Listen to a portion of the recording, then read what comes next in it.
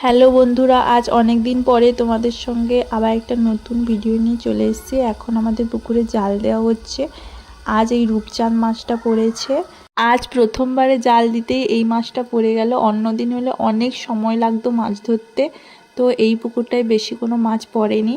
আর এই বেড়ালটা সবসময় এইখানেই ঘোরাফেরা করে, আর যখনই মাছ পড়ে তখন তো আরও বেশি এখান থেকে যেতেই চায় না। আমাদের এই ছোট্ট পিপা গাছটায় অনেকগুলো পিপা হয়ে আছে। সেই পুকুরটায় মাছ তেমন পড়েনি, তাই আমাদের একটা ছোট্ট পুকুরও আছে, ওইখানে আমরা যাচ্ছি মাছ ধরার জন্য। এই পুকুরটা তেমন ব্যবহার করা হয় না, কিন্তু এখানে মাছ ছাড়া আছে। এখানে এসে প্রথমবার জাল দেওয়াতেই এক ঝাঁক মাছ পুরো উঠে চলে এসেছে। এই মাছগুলোর মধ্যে সব থেকে বড় মাছটা নেওয়া হবে, আর সব ছোট ছোট মাছগুলোকে পুকুরে ছেড়ে দেওয়া হবে। যতগুলো রূপচাঁদ মাছ ছিল সবই মনে হয় পড়ে গেছে একসঙ্গে।